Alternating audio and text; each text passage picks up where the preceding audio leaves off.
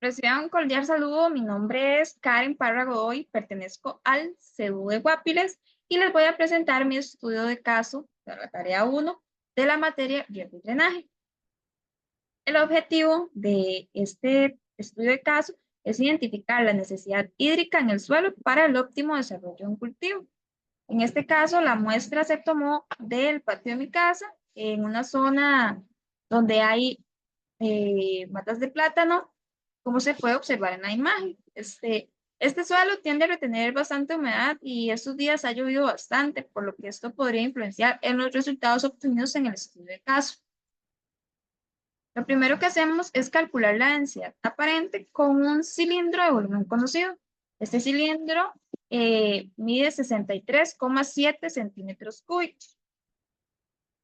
Una vez que el suelo está seco, lo pesamos. Este nos da 111 gramos, pero le restamos 28 gramos del peso de la lata.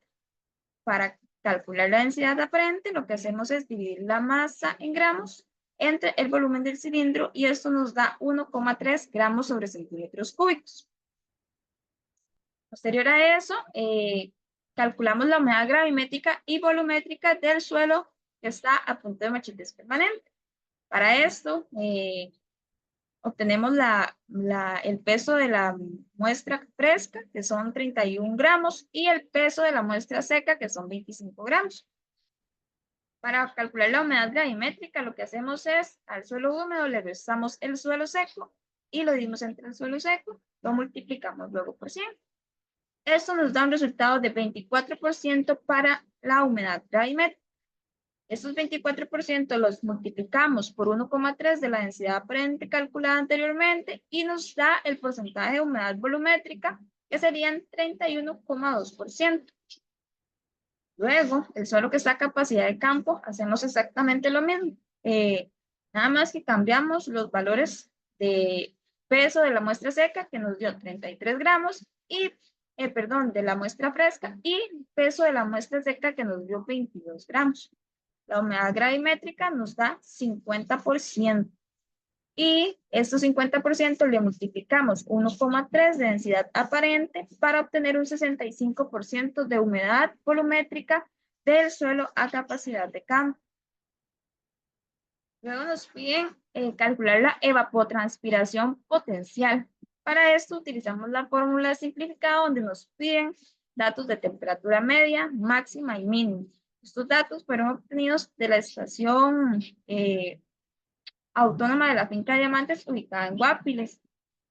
Lo que hacemos es a 0,0023 le multiplicamos la temperatura media más 17,78 por la radiación extraterrestre, que es 15,1 según la tabla, por la diferencia entre la temperatura máxima y la temperatura mínima elevado a 0,5.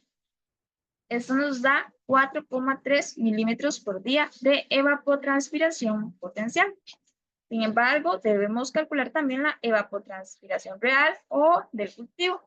Para esto es necesario calcular la evapotranspiración potencial por el KC del cultivo. En este caso es el cultivo de plátano y es un 1,1 de KC. Esto nos daría 4,73 milímetros por día de evapotranspiración del cultivo de plátano. Luego nos piden calcular la lámina de riego. Para esto calculamos la lámina máxima, donde utilizamos los porcentajes de humedad volumétrica, de capacidad de campo y punto de marchitez permanente que ya habíamos calculado anteriormente y los dividimos entre 100. Los multiplicamos por la profundidad efectiva del cultivo. En este caso, como es un cultivo de plátano, la profundidad efectiva podría ser 1 metro, pero lo pasamos a milímetros, por lo cuanto lo multiplicamos por 1000. Esto nos daría 338 milímetros de lámina máxima. La lámina neta es el resultado de multiplicar la lámina máxima por el porcentaje de agotamiento permitido para el cultivo dividido entre 100. El porcentaje de agotamiento que utilizamos es 35% y eso nos da un resultado de 118,3 milímetros. La lámina bruta es dividir la lámina neta entre el porcentaje de eficiencia del riego. En este caso utilizamos melgas rectas con pendiente, según el libro, y el porcentaje que escogimos es de 60%. Eso nos daría 1,97 milímetros de lámina bruta. Luego también nos piden calcular el intervalo de riego.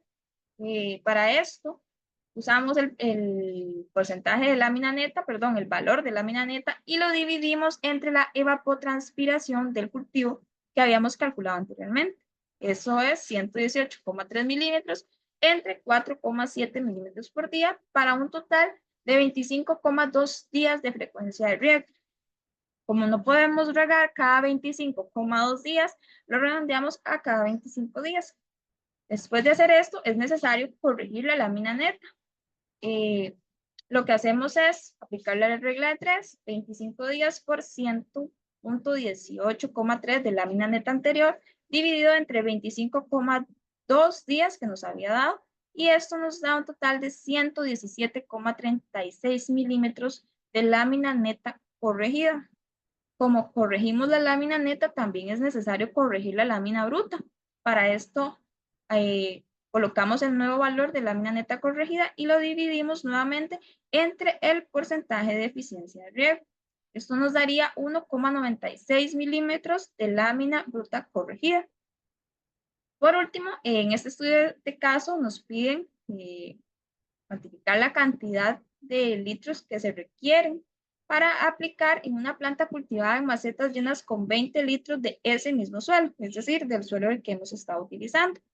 Para esto es necesario realizar las conversiones de 10.000 metros cuadrados, lo cual equivale a una hectárea.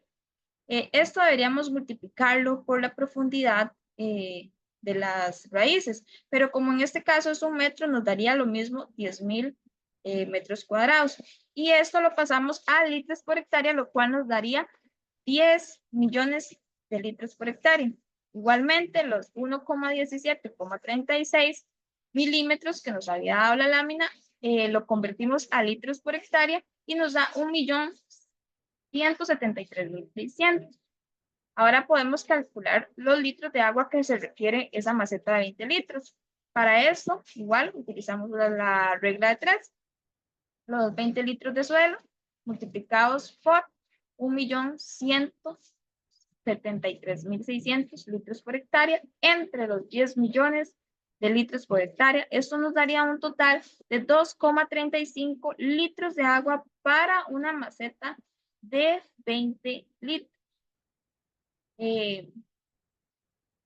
Eso sería todo de mi parte. Espero les haya gustado y muchas gracias.